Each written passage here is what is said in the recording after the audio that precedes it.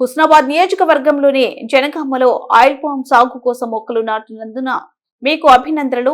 తన 8 ఎకరాల్లో oil palm మొక్కలు నాటుతున్న రైతు సంపత్ కి అభినందనలు. ఆయిల్ పామ్ సాగు పెంచడానికి 5 ఎకరాల పైన ఉన్న రైతులతో సమావేశం ఏర్పాటు చేశాం. ఆయిల్ పామ్ డిమాండ్ కి తగ్గ ఉత్పత్తి లేదు. రైతులు ఆయిల్ పామ్ సాగు వైపు మొగ్గు చూపాలి.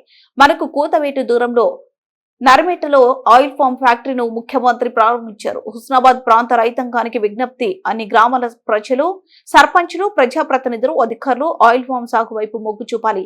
జిల్లాలో 50,000 ఎకరాలు ఆయిల్ పామ్ సాగు చేయాలని లక్ష్యంగా పెట్టుకున్నాం. ఇప్పుడు 14,000 ఎకరాకు పైగా సాగు జరుగుతుంది.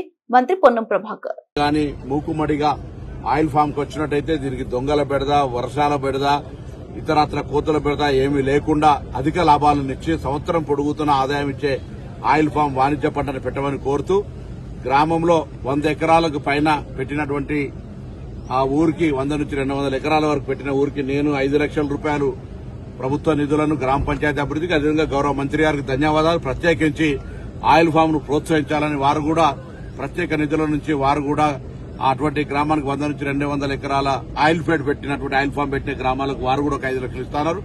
అదే పైన 200 పైన పెట్టినటువంటి వాళ్లకు కూడా ఒక 10 లక్షల రూపాయలు, వారు ఒక 5 లక్షల రూపాయలు కూడా ఇవ్వడం జరుగుతుంది. కాబట్టి అందరూ గ్రామ సర్పంచులతో సహా గ్రామాలు ఉన్న పెద్దలందరూ కలిసి ఈ ఆయిల్ ఫామ్ ప్లాంటేషన్ చేయాల్సిందిగా ప్రభుత్వం తరఫున కోరుతా ఉన్నాం.